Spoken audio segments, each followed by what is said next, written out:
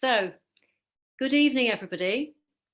I'm really pleased that so many people have signed up to our webinar, and I wanted to welcome you all to the Institute of Psychoanalysis Open Evening, and thank you for giving up some of your Friday evening to spend yet another hour or so in front of a screen when probably you're all zoomed out already. But I really hope that you're going to have an interesting evening. We would much prefer to be mingling with you, having a glass of wine and some snacks, but unfortunately we are reduced to virtual contact at the moment.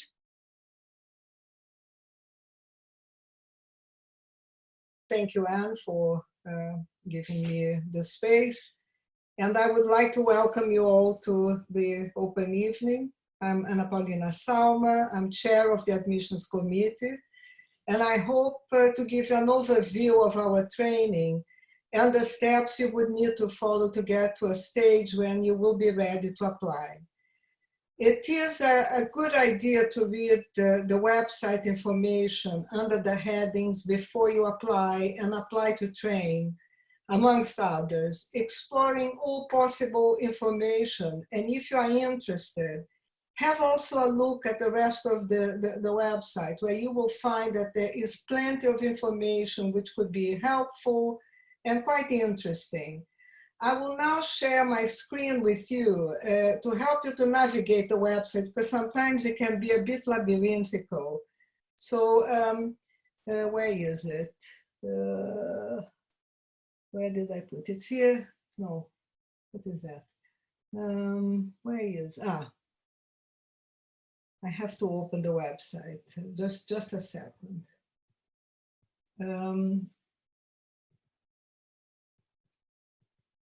So the best way, you open, you have to open the website page. Let me just, I have to just share it, I'm sorry about this. Where is it? It's here. So I hope you all can see it. Can you see it? So when you open the page for the website, you have to click on the education, and this will open on the side training with the Institute of Psychoanalysis. And on this tab on the left, there are before you apply, which I'm clicking now, and training routes and applying to train. So if you click before you apply, you are going to be able to read everything that I'm going to summarize today, and applying to train as well. It gives you all the information about fees, northern training, regional training, overseas, and there is also a tab informing the training routes. But you can also have an idea that there is plenty to look for, and I think it's quite an interesting, informative website. Sorry about taking some time to open the page. I will be making a summary of the process, but all this information is on the website. And what are the requirements? A basic requirement is for you to have completed an undergraduate degree, which does not have to be related to psychoanalysis or any other kind of psychological discipline. We are a multicultural institution. Our candidates come from all over the world, a variety of backgrounds, being at different stages in their lives, with diverse professional and academic experiences. We have psychologists, medical practitioners, those in the beginning of their careers, as well as those wishing to make changes in professional direction. We have candidates from careers in academia, law, the arts, teaching, the media, finance, just to name a few, as well as those already established working in mental health settings. It takes a long time to become a psychoanalyst, and for that reason, it's certainly an advantage beginning the training at a younger age.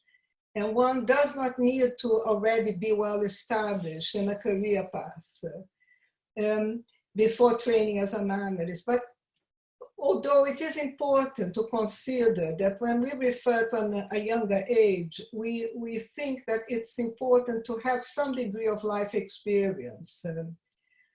Above all, we are looking for applicants who, I think I'm going to repeat some of what Rosine has already said, who are engaged, energetic, curious about the world, about their own world, internal other people's lives, and the unconscious mind.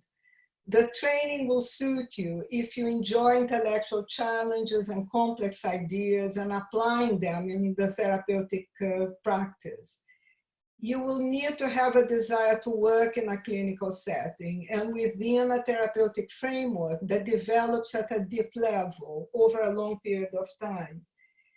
If you are moving from another professional field with no clinical experience and sufficient understanding of psychoanalytic literature, we would strongly advise you to apply to attend the introductory lectures and the foundation courses.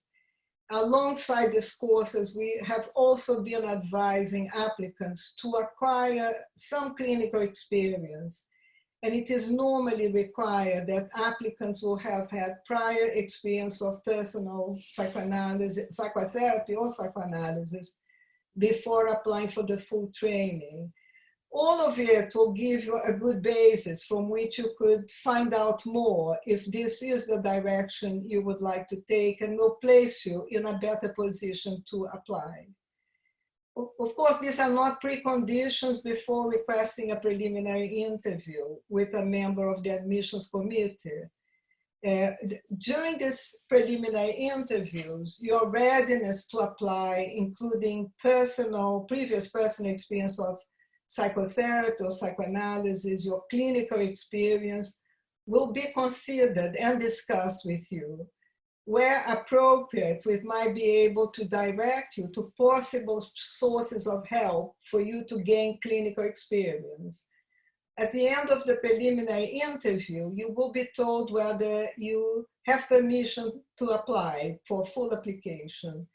I need to add that the minimal requirement of 5 times a week personal psychoanalysis, although it is 1 year, the minimum, it's not necessarily an automatic acceptance to the training. If it is thought that you are not ready to go further at that point of the preliminary, this will be explained and discussed with you, and you will be given advice of what steps to take to add to your development. If and when you are ready, then the next stage is to complete an application form, which is lengthy, and it requires both personal and professional information, and it will take time and considerable thought to complete. You will then be offered 2 admissions interviews with 2 different analysts. These interviews are lengthy and invite the applicant to an in-depth personal exploration, which may be emotionally demanding and sometimes quite challenging. The decision on your application is made by the whole admissions committee that is constituted by, we are currently 8 to 9 members, but we have also guests attending. It's quite a large committee. Following discussion of both interviews and consideration of your application form, CV, and references.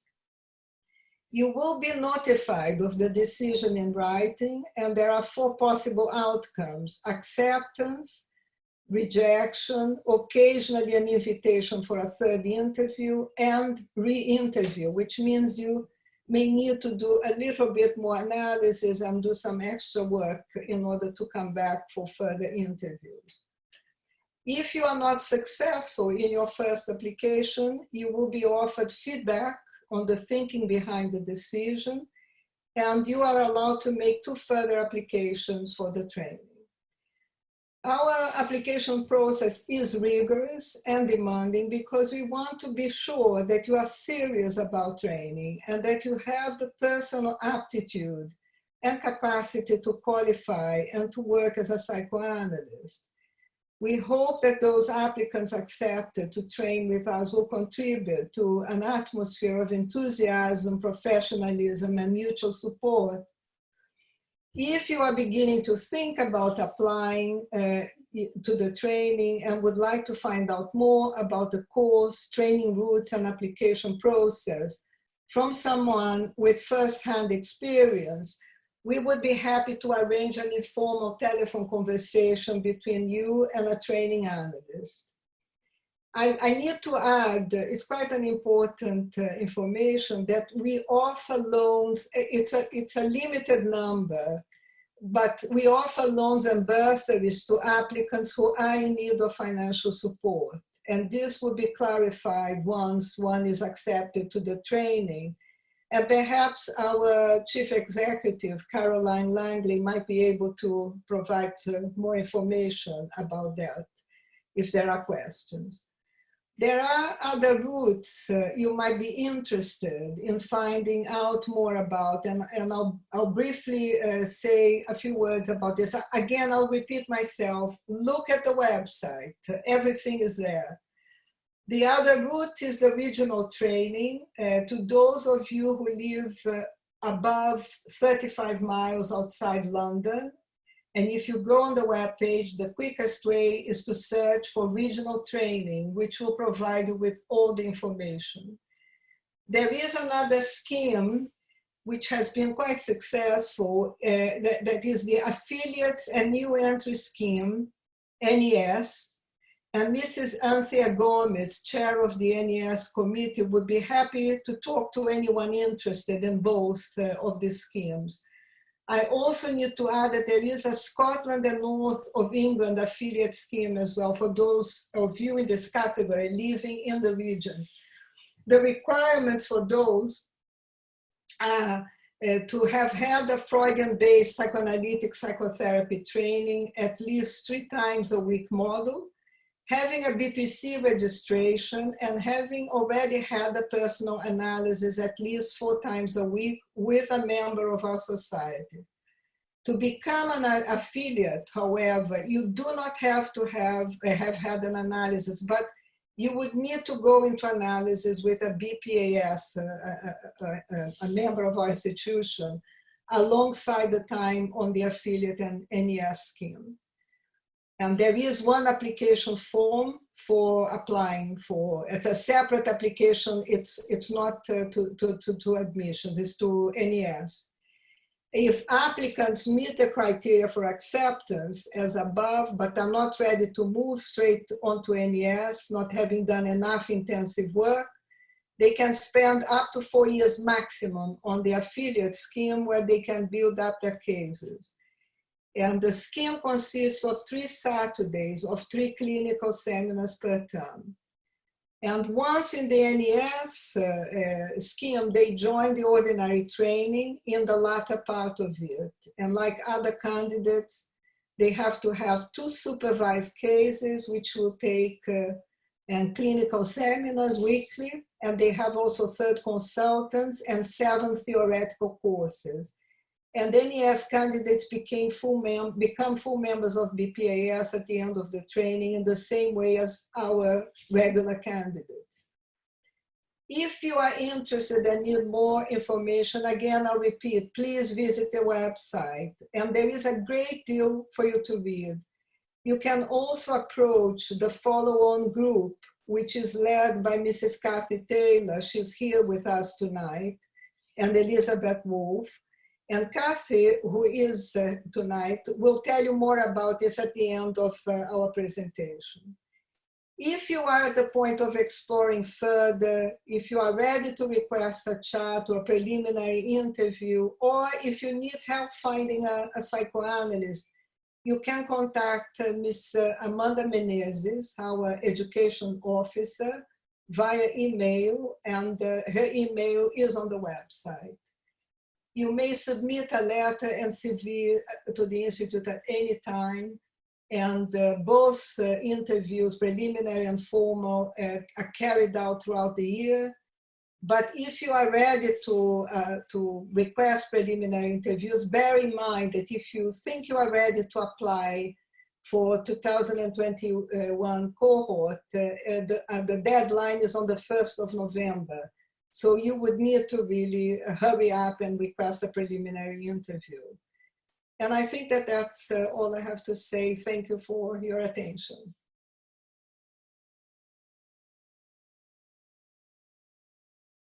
But if you're not thinking that you're quite ready for training yet, or maybe even thinking that you won't ever be particularly wanting to make such a sort of commitment, really, I wanted to hand over to Isabel Hernandez-Holton now, who will tell you about our different courses, which can either allow you just to kind of get a taste of what psychoanalysis at the Institute is about, or can help you sort of progress and continue to develop your interest. And I think she will also tell you about some lectures that we have both in North London and South London and all throughout the country. So I'd like to hand it over to Isabel now. Thank you. Thank you very much, Anne, and welcome everybody. And yes, as you heard, we have the full psychoanalytic training, but we have shorter courses for people with different levels of experience and as well that are looking not necessarily to have a full training. So we cater for different experiences and different amount of time. I'm going to start with talking about the introductory lectures. Like everybody said, all this information that we're giving is on the website, and you probably would have received that pack as well, that has all the information and how to register and about all the courses. But the introductory lectures are the first port of call. So if you want to start thinking about psychoanalytic theory, don't have any clinical experience or are not interested in gaining more clinical experience, the introductory lectures is the place for you.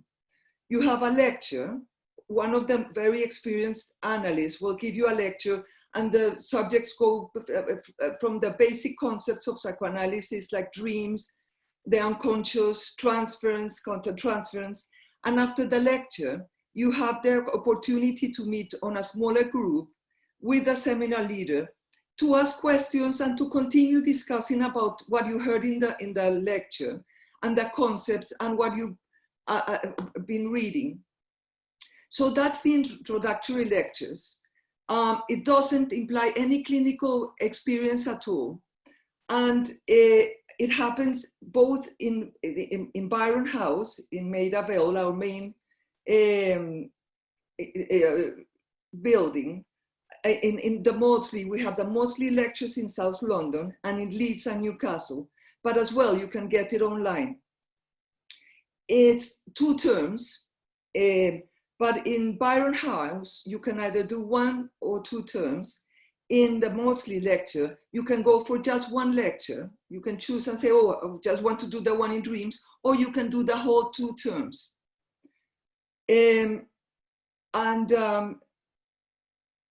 Yes, I think that as Rosine was saying, the introductory lectures happen on a Wednesday evening. If you're more interested in gaining some clinical experience and to start applying psychoanalytic concepts into the clinical work, then you come to the foundation course. And I'm talking today as the chair of the foundation and post-foundation course.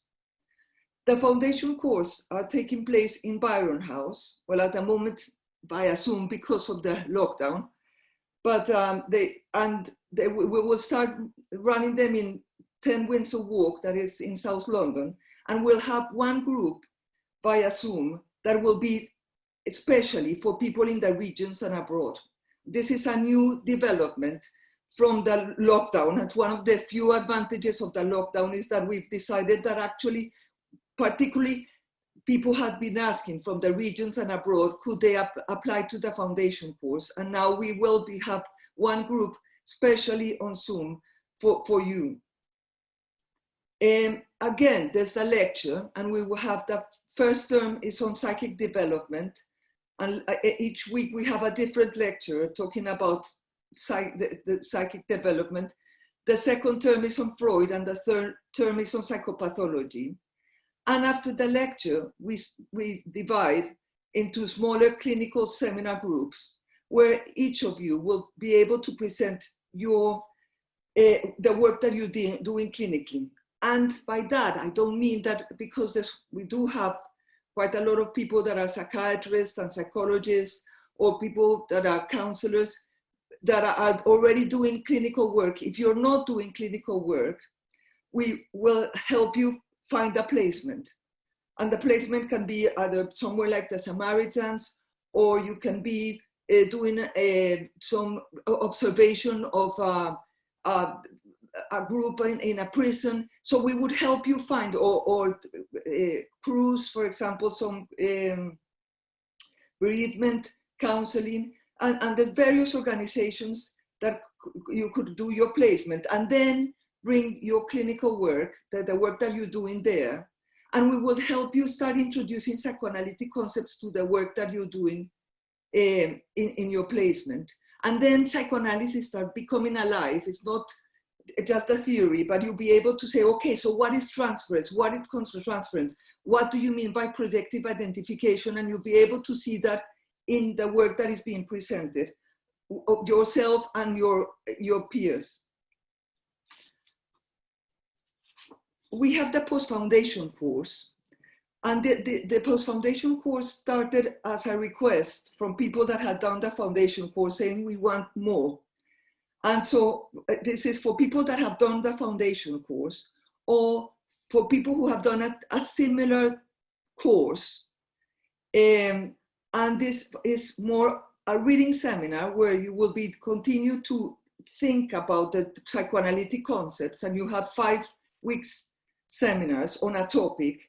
Could be on countertransference, it could be on Winnicott, it could be on Bion, it could be on assessment.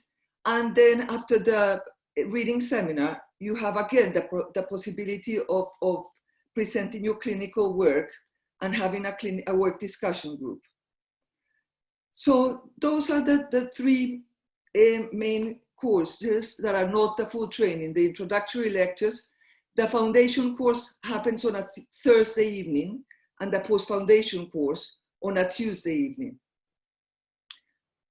You probably have seen as well that we do have online courses. Those courses are, again,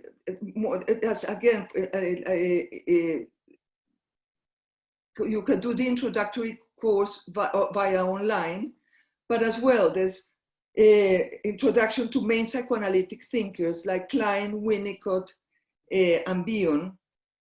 And those courses are happening through the year, and you can join them whenever it suits you. So I think that gives you a very brief introduction to the introductory lectures, the foundation course, the post-foundation course, and the online courses. Again, you can check in the pack. I've done this very quickly. You can look in your pack, and you can go into the website, and we would be very pleased to see you in any of those courses and help you think which one is the course for you. That's lovely. Thank you very much, Isabel. So this is kind of giving you an idea, a bit of an overview of our psychoanalytic training, our courses, our scientific activities and trainings. But I think what's really helpful as well is actually to get a little bit of a flavour of what it's like to be a psychoanalyst, or what it's like to train. And so I'd like to hand over now to Fakhri Davids, who is going to tell you a little of his personal experience of what it's like to have actually completed this journey of the training and actually to work and live as a psychoanalyst. So Fakhri, thank you.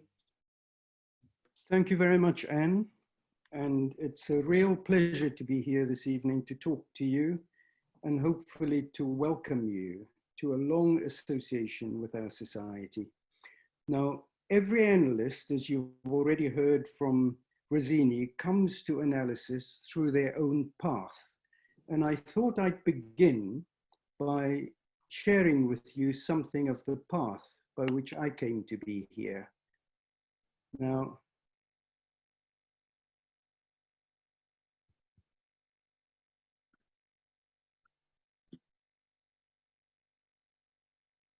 I come from one of the most beautiful cities in the world, Cape Town, in case you haven't recognized it from that picture.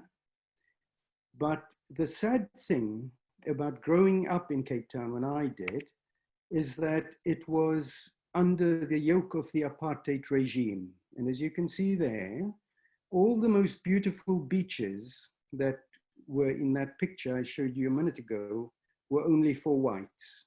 And apartheid reached into every bit of your life. So there's a public bench that only people like me could sit on. And there's one that only whites could sit on. And that there might as well be the local train station of our little town. As you can see, whites one side, sometimes called Europeans, blacks the other side. And there is the best I could do to show you what a post office looks like. It's not a very good picture, this, but the first picture you can see is the black post office. And just here, I don't know, can you see my cursor? That there, does that show, Anne? It does show. So that's where people like me would go in. And there next to it would be an identical door for whites. And down the middle here would be a partition. So the two would be forever separated. Now, one of the problems with growing up in a place like that is it sort of drives you quite crazy. It makes you very, very angry. You get full of rage. And that, I think everybody understands. So that was my life practically from when I can remember going out of the front door, so to speak. However, I never could understand how the same postmaster could see a very long line of people waiting to be served on the black side of that partition. And every time somebody came in through the white door, he would prioritize them and serve them. And I couldn't understand how it is that you could keep a pregnant woman, an old lady, an old man, a mother struggling with a gaggle of kids waiting at the end of a long line, and so on. Now, what I'm trying to convey through that is that there's something very disturbing in my personal upbringing, my personal experience. And alongside that, also some curiosity and some interest in wanting to understand this craziness. And that, I think, is probably characteristic of most of us who finish up training as psychoanalysts. We tend to joke among ourselves that if we had too normal an upbringing, we probably wouldn't want to be an analyst. There must be a certain optimum amount of stuff that disturbs you to make you want to understand the mind. And alongside that, a certain degree of curiosity about that. And I think that's probably what all of us bring into it. Now, fast forward into my early 20s, I studied psychology at university. And at that time, behaviorism was the rage. And essentially, behaviorism simply settled for what could be measured and called that psychology. And most of us thought this is rubbish. We came here to study the mind. That's what we came for. And what's the point, of changing the subject and diverting? And anyway, to cut a long story short, then it became clear that what was called the depth psychologies, of which psychoanalysis, of course, was the first, that's where one had to go. And one of the things that was most striking is that psychoanalysis never backed away from the challenge of trying to tackle and come to terms with the complexity of the human mind. It never pretended it was simple, and it tried to step up to the challenge of trying to make it comprehensible in some way without simplifying that. And that's theoretically in my postgraduate studies that what drew me to analysis as a model of psychology. I went on to do the clinical psychology qualification, started a psychotherapy practice, got a number of lecturing positions at universities, and I really enjoyed it. But after several years, it began to feel a bit familiar. I thought I knew my way around this. And I couldn't imagine how I would then spend the rest of my life in a field of work where I sort of knew my way around. I needed a new challenge. Also, my personal life was somewhat messed up, and I knew it would be good to have an analysis. But at that time, there was no psychoanalysis in my country, and I loved living there. You know, it was a difficult country, and one didn't want to leave. And I never considered analysis at all, because it would mean leaving home. Then my path crossed with a philanthropist who had traveled abroad for an analysis and been really helped by it. And he came back to South Africa determined to try and help young people to get an analytic training. And he and I talked, and he more or less said to me, it's ridiculous. You're made for analysis. You should go and get yourself analysis and a training. And he offered to help support me to come over here and train in the UK. The UK, of course, I don't need to tell you, has an excellent reputation. So that in a way, I came here to fulfill a dream that I dared not have. And it came true coming to this country. Now, as you can see, and Rosini's mentioned that already, we're a very cosmopolitan society. There are a good number of local people, UK people I mean by that, but also a fair number of us, as you can see from the panel, who come from abroad, and we all trained here and work here. I'm not going to say anything more about the training. You've heard a lot of the detail, and you will know that it's a very, very demanding training. It's very hard work, but I want to tell you today more about the reward of getting through that and being able to practice as a psychoanalyst. So fast forward again. Today I work as an analyst and have been doing that for nearly 30 years. And it is always amazing to me that Freud's basic idea that one can use one mind to try and understand another, and thereby deepens a patient's self-knowledge, that simple idea is still very much what lies at the core of analytic practice. And that if a patient can go as deeply as they can into their unconscious, it gives them self-knowledge that has depth, which opens up more choice over their lives. Now, if we bear in mind that every mind is different and every mind is complex in its own way, you won't be surprised if I tell you I've not encountered the problem I encountered as an academic. I am never bored by what I do. I am endlessly fascinated by what is going to come at me today in the consulting room. Now you can see, of course, immediately a challenge. If you bear in mind Freud's, using one mind to understand another. How do you know as an analyst that what you see and then understand belongs to the patient's mind and not your own? It's a big problem. And what I absolutely love about psychoanalysis, it takes complicated problems like this seriously, and it simply tries to address them. And in this case, of course, you've already heard that the requirement is that you've got to have a personal analysis yourself.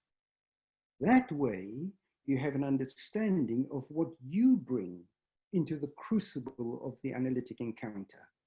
And then you can have a bit more awareness of whether what you see really might belong to the patient or whether it comes from you.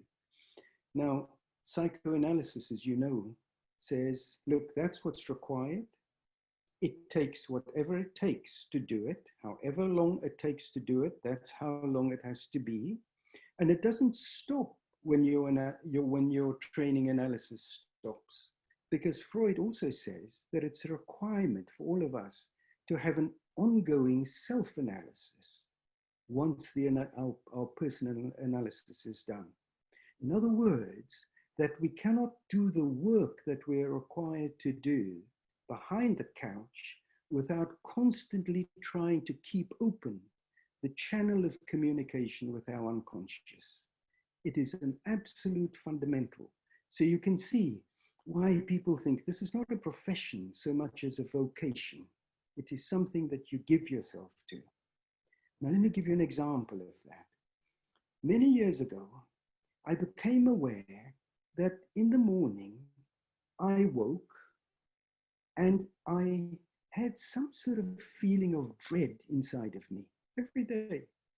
And I couldn't work it out because my life was all right.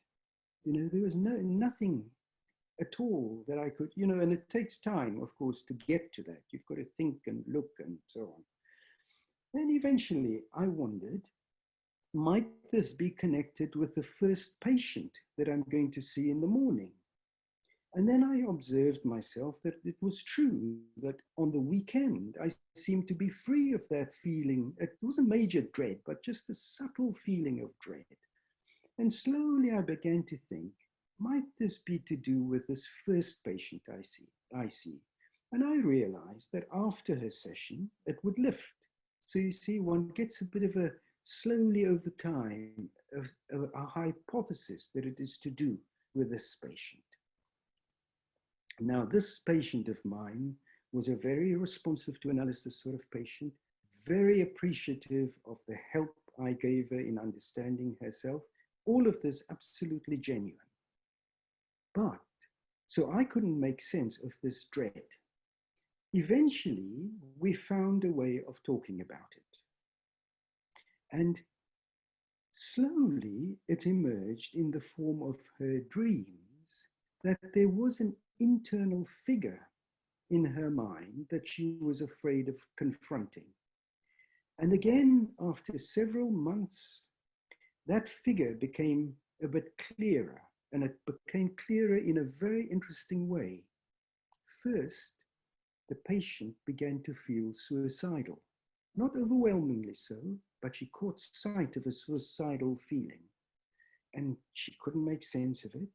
But eventually, it was revealed through the analysis that she was identified with a figure in her mind who turned out to be her mother, who was suicidal. And then we could investigate that further, you know, who and what might that refer to and so on. So you see the idea of a fascinating challenge where you don't know, but you have a sense you're on a journey of trying to find something out. Your own feelings are involved in it, because without my sensing that dread in the beginning, I would never have embarked on this. I would have had only my responsive, appreciative patient, and so on. Now that's the kind of work that an analysis involves. So you can see it's an engaging project. Analysis, because it's intensive, it means that your mind as an analyst can engage with your patient. We carry our patients inside our minds. That's because we don't see 40 patients a week. We don't see 40 patients a week. We see maybe 6, 7, 8 patients a week in analysis. That is conceivable to carry in your mind.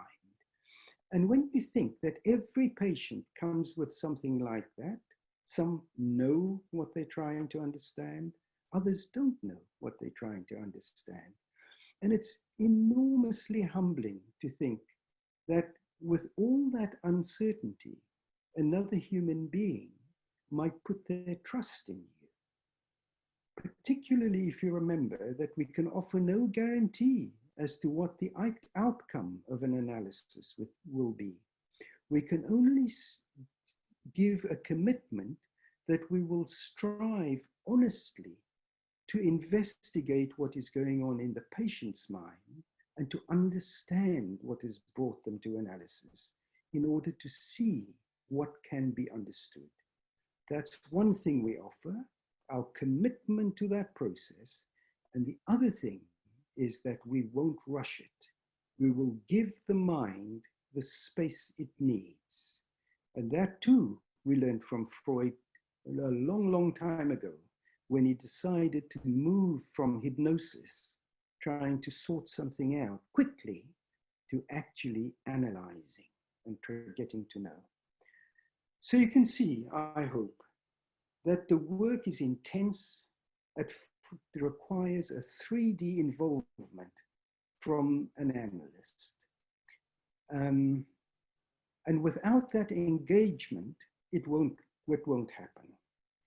It is therefore a profession where you need to sense where you are in yourself, to find and to speak in your own authentic voice.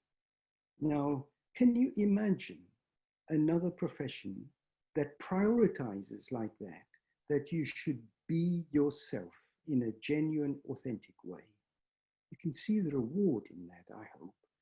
And then, because everyone's different, one has to find a way of hearing each patient in their own right and a way of trying to develop a kind of speech, a way of talking to them. Now, I hope that conveys something of how deeply challenging that is and how rewarding when an analysis succeeds in unlocking something for a patient.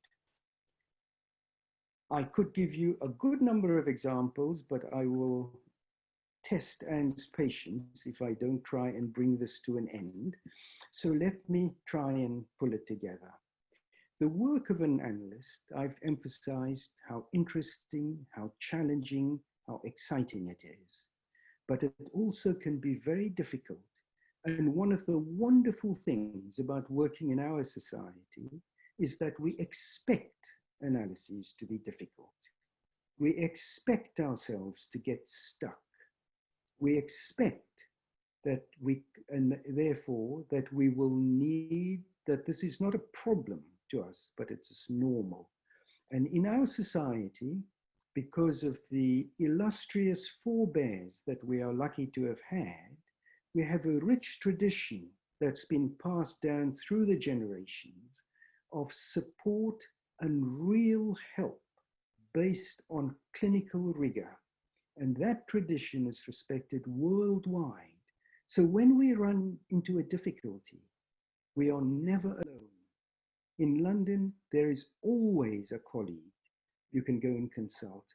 And that's what makes something difficult, challenging, interesting. You might find something new. You might discover a new way to talk, to listen, and so on. Now, talking about support available in our society, of course, what draws us all together as analysts, as we've all been through the same process. It's hard becoming an analyst. Very few professions require of one the kind of sacrifice that having a personal analysis does. And that creates a kind of bond, a kind of camaraderie between us that is also very precious in helping to develop our own interests. You'll recall I talked to you about my curiosity as a child about that postmaster. How could a clearly decent bloke also be so racist? I've always been exercised by that. And over the years of being a member of our society, I've been able to explore through presentations to the societies and through exceptionally good and fruitful discussions, different dimensions of that problem. So eventually I was able to write a book on racism in the mind, so that I share that with you to give a sense of how one can also develop one's own interests in this very rich environment that we are the proud inheritors of.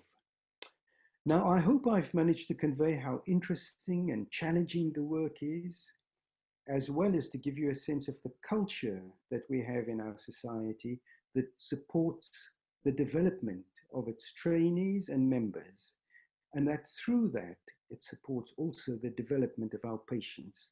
And I hope that many of you will join us. Thank you very much.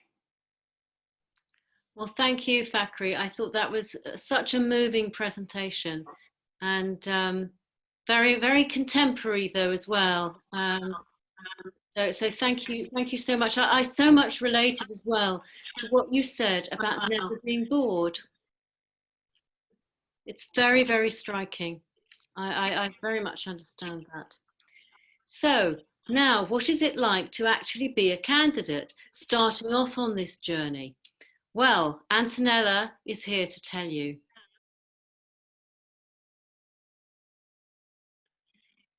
Thank you, Anne, for the introduction, and good evening, everyone. I'm currently in the 3rd year of training at the Institute of Psychoanalysis, and it was actually a Friday evening of exactly 5 years ago when I attended the Institute's open evening. And I remember I was sitting anxiously at the back of the Sigmund Freud room. I was very excited about the idea of starting the training, but at the same time, I had quite a lot of doubts. And coming from abroad, I felt really uncertain about the long-term commitment to psychoanalysis in a foreign country, training in a foreign language. And perhaps I was also frightened by having to learn the language of psychoanalysis, which sounded to me even more alien than English. At the same time, I was attracted by the long international, culturally diverse tradition of the British Psychoanalytical Society. And I remember that listening to the panel at the open evening made me feel safer about applying. And after attending one of the discussion groups at the end of the evening, it was clearer in my mind what I wanted to pursue. And I hope you have a similar experience tonight too. After the preliminary interview, I was invited to apply, and I started the application process for the training. And writing the application took me 9 months. Every question opened up new spaces within myself, stimulated thoughts and feelings, and it felt important to take time to write the narrative of my life at my own pace. And the result was more than 40 pages long application. I was then invited to attend 2 interviews with senior analysts of about 1.5 hours each. I was very anxious about being rejected, not knowing how, what to prepare, and I left the interview thinking I will never go through. And instead I made it through. My suggestion to those of you that decide to apply is that there isn't really anything you have to or should prepare. And the most important thing is to be honest, open, just be yourself. 1 year later, I've embarked on what I consider so far the longest and also the most fascinating journey of my life so far. And if I look back, those 40 pages of application were perhaps only the first chapter of my psychoanalytic journey. And it has been now 3 years since I started this journey, and more chapters have definitely been written. And what I like to convey within these 10 minutes is the complexity and the richness of the experience I've had so far. As a candidate, what does my day look like? I'm a clinical psychologist and I work for the National Health Service in a very busy psychiatric ward in South London. And I'm also a researcher at King's College London. And the first thing I learned from day 1 of training is how to be multitasking and juggle between work and personal life, along with the commitments required by the training.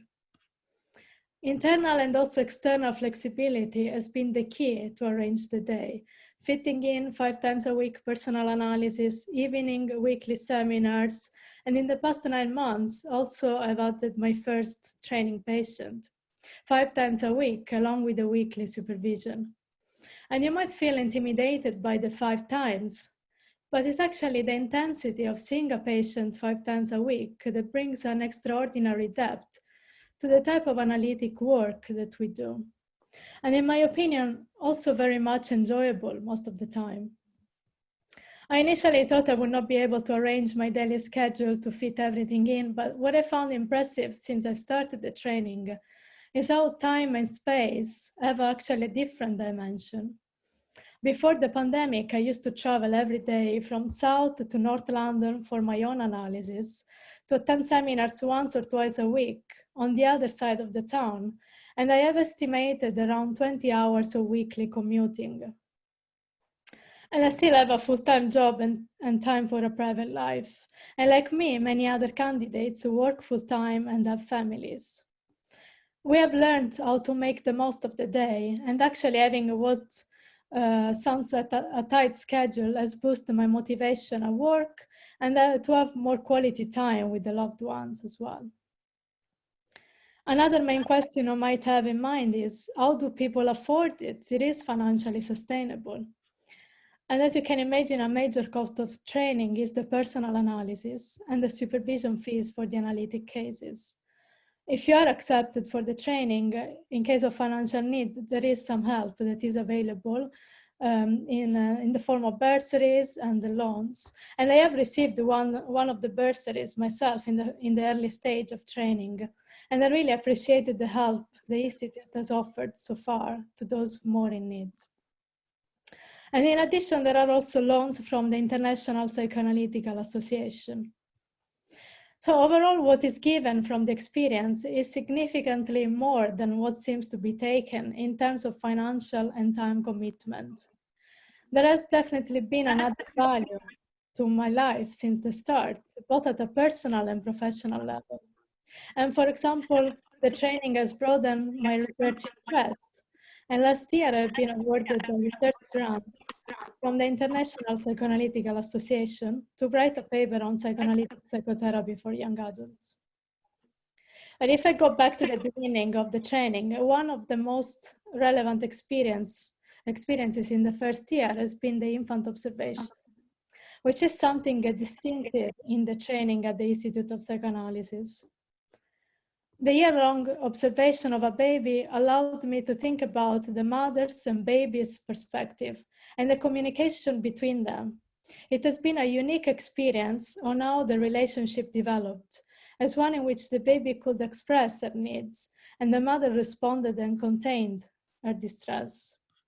I had very little experience of babies, and it was such a privilege to be a fly on the wall and just observe, in contrast with my daily job as a health professional, where I have to act, come up with treatment plans, and make imminent decisions about other people's lives. I feel I have developed through this experience and maintained an overall stance where I could think and reflect on pressures and anxieties when I experienced them. Participating in clinical and theory seminars is another core component of the training that I really enjoy. In the first year, there are mandatory courses, but from year 2, you can make your own curriculum choices according to your needs. And some are flagship courses recommended to attend by the end of the training. The combination between evenings, weekend seminars, small, bigger groups discussion, mixing with other candidates at different stages of the training and from a variety of backgrounds is actually what makes the learning particularly enriching. Some of us are in the health professions, others work as lawyers, others come from education sector, and we all feel welcome to contribute with our thoughts and experiences. As candidates, we are also encouraged to be part of the vibrant British psychoanalytic community from the outset. For example, by participating to the scientific meetings, the regional colloquiums, English-speaking conference, and contributing to the internal bulletin. However, the analytic world doesn't end at the Institute's doorsteps. You will be joining an international community of colleagues, and part of this is also a very active international psychoanalytic studies organization called IPSO. And last year, for example, we all met here in London for the IPA Congress, and I really enjoyed to chair one of the candidates' sessions. All these extra activities are optional. Candidates are part of a very active student organization body called SOBIBA, which is a place to voice our opinions on psychoanalytic training standards, support each other throughout the training, and represent the candidates group at a local and international level. We are a core part of the Institute. Our voice is heard and taken into consideration at any stage of the training and within the society. And by sharing all these experiences with my peer group, I have developed close friendships. Some colleagues have become part of my extended family in London. We meet outside the training, and there is a close connection that has the potential to last for a lifetime. I have spoken so far about my life as candidate before COVID-19, which fortunately has represented most of my experience in training. But now, what does my day look like as a candidate? I have to say the pandemic has been like a psychological earthquake that has shaken the identity of us all, and we have had the necessity to quickly adjust our training experience to these dramatic circumstances. And as after every earthquake, there is a phase of reconstruction. We are now going through a phase of rebuilding our analytic identity, which has been threatened by the virus. I have now remote communication with my patients, with my own analyst, supervisor, progress advisor. Theoretical and clinical seminars, as well as the scientific meetings, are happening as regularly as before, but we now meet on a virtual space. During the pandemic, I've joined an online peer support group of psychoanalysts in training from IPA-affiliated societies, which has been very supportive. Despite the physical distance and the numerous restrictions, we are still closely connected together to face this global crisis. Many of you might reasonably have anxieties about training in these circumstances. We are never left alone in the analytic journey. As candidates, we are surrounded by a strong network of people that hold us in mind, from training analysts to supervisors, progress advisors, and training committee members. And especially in this moment of crisis, there has been an open dialogue between candidates and the members of the society, which has strengthened the sense of belonging together to a solid community. I would like to end with a final question. Why should you train at the Institute of Psychoanalysis? Because it is an investment that pays off, adding meaning and depth to one's life in a profound way. Psychoanalysis is a never-ending internal journey. It doesn't stop with the training, but continues for a lifetime. Thank you very much. Thank you. Thank you also, Antonella. I think it does very much give a flavour of what it's like to be at the beginning of this journey. But I think now all that remains for me is to thank you all so much for coming on a Friday evening. I'm so sorry we haven't got the informal mingling together and chatting, which we normally do, and also the small groups that we usually run, because often, you know, you can really develop the conversation and exploration there. Maybe next year, who knows? But for this year, thank you very much. And I also wanted to thank all the members of the panel for so generously giving their time and conveying, I think, what is most important, which is, I guess, the passion for psychoanalysis that has brought us all here this evening. So thank you very much. And I hope you have a good weekend for the rest of it. Goodbye and good night.